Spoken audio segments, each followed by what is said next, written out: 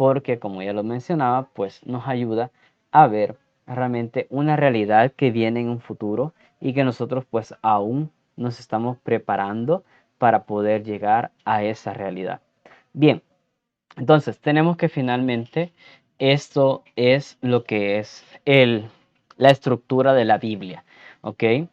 Tenemos ahí unas fuentes que es donde he tomado la información, que es catholic.net, Así Prensa, Semnit, y vamos también más adelante en la sección eh, de, eh, de las noticias de la semana eclesiales, pues tenemos también siempre Wrong Reports y tenemos The Vatican News.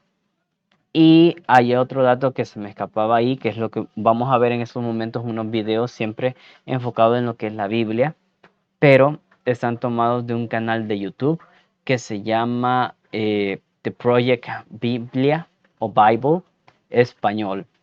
Entonces les invito también a que pues miremos ese canal más adelante. En estos momentos pues vamos a ver, permítanme, vamos a pasarnos por aquí. Bien, entonces en este momento pues vamos a ver lo que es uno de esos videos de The Project Bible en español para que comprendamos y tengamos todavía más ideas de qué es la Biblia. Repito, pues la Biblia es bastante amplia, pero parte de lo que ya hablamos aquí pues lo vamos a ver en estos videos. Sin embargo, hay otros datos que estos videos nos muestran y que pues nos van a ser de mucha ayuda. Entonces, comencemos con este pequeño video de qué es la Biblia. La Biblia es uno de los libros más influyentes en la historia de la humanidad. Explora las grandes preguntas de por qué existimos. Ha inspirado a muchas personas a hacer cosas asombrosas. Y ha confundido a muchos otros. Probablemente tengas una por ahí guardada en algún lado. Entonces, ¿qué es en realidad la Biblia? Bueno, la Biblia es una pequeña biblioteca de libros que surgieron todos de la historia del antiguo pueblo de Israel. Y en un sentido, ellos eran como cualquier otra civilización antigua. Pero entre ellos existió una larga línea de individuos llamados profetas. Y ellos veían la historia de Israel como no ordinaria. La veían como una parte central de lo que Dios estaba haciendo por toda la humanidad. Y estos profetas eran genios literarios. ¿En serio? Sí, ellos usaban de manera experta el lenguaje hebreo para escribir narrativas épicas y poesía muy sofisticada. Eran maestros de la metáfora y de la narrativa y utilizaron estas técnicas para explorar las preguntas más complicadas de la vida acerca de la muerte y la vida, las luchas del ser humano. Así que hay muchos autores diferentes que contribuyeron en escribir este libro. Sí, y estos textos fueron producidos en un periodo de más de 1000 años, empezando con los orígenes de Israel en Egipto hasta su reino y su primer templo, pero eventualmente fueron conquistados por los babilonios, quienes se los llevaron al exilio. Luego, en un momento crucial de su historia, muchos israelitas regresaron a su tierra, construyeron el segundo templo, reformaron su identidad, y es aquí cuando las escrituras judías empezaron a tomar la forma en que las tenemos hoy en día. Está bien, la Biblia judía. ¿Qué hay en ella? En hebreo se llama por un acrónimo conocido como Tanakh. La T es por Torah, a veces llamada la ley. Esto es, los primeros 5 libros con la historia del nacimiento de Israel. La N es por Nevi'im, una palabra hebrea para profetas. Y esta sección consiste de los libros históricos que cuentan la historia de Israel desde el punto de vista de los profetas. Luego tienes los libros poéticos de los mismos profetas. La K es por Ketuvim, una palabra hebrea para escrituras. Esta es una colección diversa de libros poéticos, libros de sabiduría y más narrativa. El pueblo judío cree que a través de todas estas obras literarias, Dios le habla a las personas. También hay otras escrituras judías que estaban siendo producidas durante el periodo del Segundo Templo. Sí, un grupo realmente diverso de textos, y estos también eran muy valorados en las comunidades judías. Y había debate en estos tiempos antiguos sobre si algunos de estos textos debían o no ser considerados como parte de sus escrituras. Así que hay muchos tipos distintos de textos escritos en un periodo de tiempo muy largo. por qué los juntaron en la forma en que lo hicieron. Todos estos textos juntos cuentan una historia épica sobre cómo Dios está trabajando a través de este pueblo para traer orden y belleza al caos de nuestro mundo. Y todo ello culmina en la esperanza de un nuevo líder, quien vendría y renovaría toda la creación. Y luego el Tanakh termina y este líder nunca llegó. Así que es una obra escrita de manera experta, pero le falta el final. Exactamente. Luego, unos pocos siglos después, un profeta judío llamado Jesús de Nazaret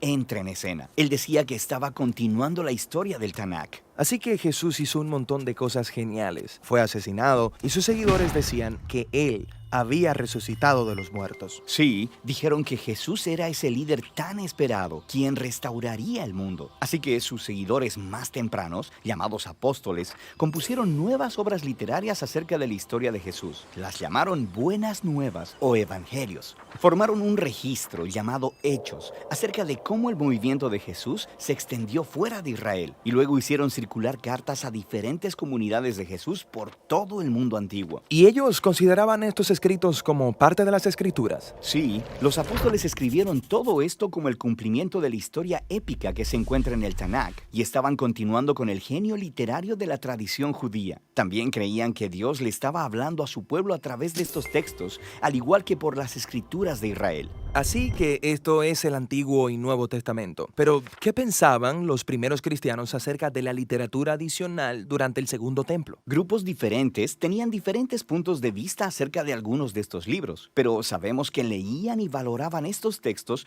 porque los utilizaron junto con las escrituras judías. Está bien, entonces tenemos el Tanakh, las escrituras judías, tenemos estas otras obras del periodo del Segundo Templo, luego las escrituras de los apóstoles acerca de Jesús, y eso es mucha literatura. Entonces, ¿qué hay en mi Biblia? Durante 2000 años, el movimiento cristiano ha tomado formas diferentes y desde el principio todos los cristianos reconocen tanto el Tanakh como las escrituras del Nuevo Testamento. Y durante siglos, mucha de la literatura del Segundo Templo era leída como parte de la tradición bíblica. La Iglesia Católica, por ejemplo, eventualmente la hizo oficial y llamó a algunos de los libros de esta colección libros deuterocanónicos. Algunas iglesias ortodoxas incluso usaron más libros de la literatura del Segundo Templo. Y luego, en el siglo XVI, durante la Reforma, los cristianos protestantes quisieron regresar a las escrituras más antiguas de los profetas y apóstoles, así que solo aceptaron el Antiguo y Nuevo Testamento. Muy bien, creo que ahora entiendo.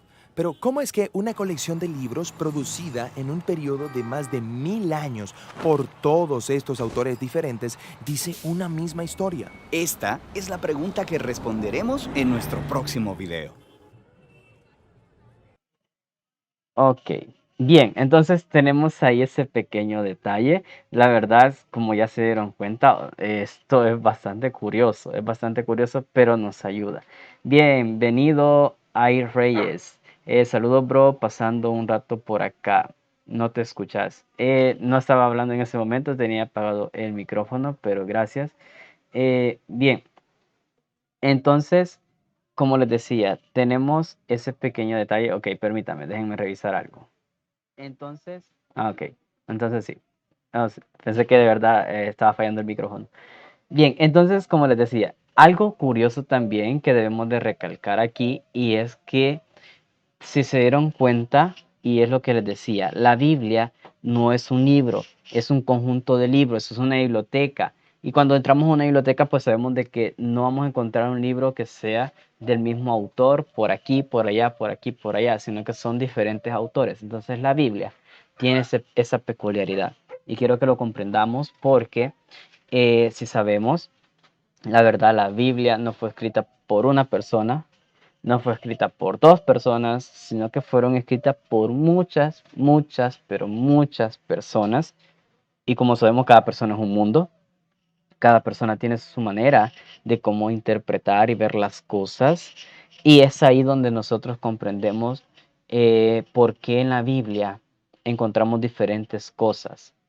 Y eso es lo que vamos a ver entonces en ese segundo video. Vamos a ver un segundo video y vamos a comprender un poco mejor la historia que nos narra la Biblia, la historia que nos cuenta. Ya medio lo decía el primer video, que realmente pues inicia en el Antiguo y termina en el Nuevo, pero en ese video vamos a ver un poco más de lleno el contexto o la historia que nos narra todos esos libros. Como se los dije al inicio, la Biblia nos narra una sola historia, pero contada en progresivo y al mismo tiempo por diferentes personas. Vamos a ver este siguiente video. La Biblia es un libro importante, pero es muy largo. Sí, es una colección de muchos libros escritos en un largo periodo de tiempo, pero todos juntos cuentan una sola historia. Entonces, ¿cuál es la historia de la Biblia? Bueno, comienza presentándonos aún hermosamente al autor de toda la realidad, un ser llamado Dios. Y él tiene el poder de tomar el oscuro caos del mundo no creado y traer orden y belleza, y un jardín lleno de vida. Para coronar este logro, Dios designa a estas criaturas llamadas humanidad. O en hebreo, Adán. Ellos son creados a la imagen de Dios. Lo que significa que están comisionados para gobernar este hermoso mundo en el nombre de Dios, desarrollando todo su potencial y creando todavía más belleza y orden. Esta es una historia de los humanos usando su poder para hacer obras significativas y dadoras de vida. Pero la pregunta es, ¿cómo? Sí, la humanidad ahora se enfrenta a una decisión que se representa con un árbol frutal.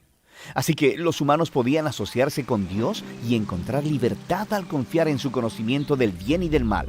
O podían tomar el poder y definir el bien y el mal por sí mismos, lo que los matará, advierte Dios. Ellos escuchan la voz de una criatura oscura y misteriosa que les dice que la decisión es muy simple. Tomen el fruto, les dará poder y libertad para gobernar el mundo en sus propios términos. Así que ellos escogen este conocimiento y como resultado se vuelven sospechosos y defensivos. Esto lleva a relaciones fracturadas, luchas violentas de poder y eventualmente a una civilización entera, Babilonia, que ha redefinido el mal como bien. Así que Dios dispersa este proyecto humano corrupto. Aquí la historia de la Biblia da un giro importante.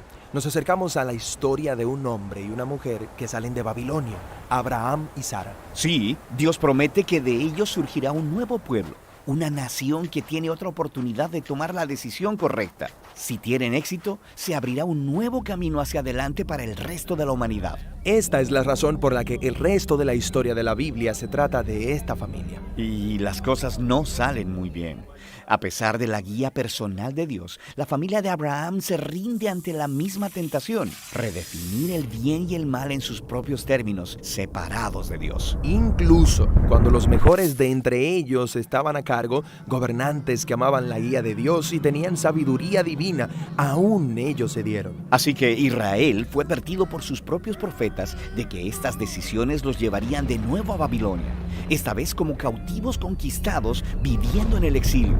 Esto es exactamente lo que sucedió. Así que, incluso con la guía personal de Dios, Israel falla. ¿Quién podría lograrlo? Bueno, los profetas dicen que la historia no ha terminado. Dios enviará un nuevo líder a Israel para cubrir sus faltas y para transformar los corazones y las mentes del pueblo para que puedan tomar la decisión correcta. Así termina la parte de la Biblia llamada Antiguo Testamento y estas promesas quedan en espera. Y luego la historia bíblica continúa en el Nuevo Testamento. Se nos presenta un hombre que viene del linaje de los reyes de Israel, Jesús de Nazaret.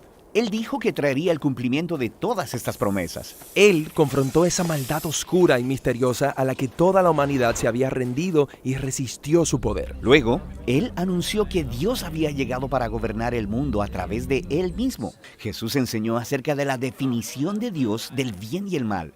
Él dijo que el verdadero poder es servir a otros. De acuerdo con Jesús, es la gente que ama a los pobres e incluso a sus enemigos. Esta es la clase de gente que verdaderamente gobernará el mundo. Esto es confuso, pero también muy hermoso. Sí, así que eso es lo que dice la historia acerca de Jesús, que Él es Dios hecho hombre, para hacer para Israel y para toda la humanidad lo que jamás podríamos haber sido por nosotros mismos.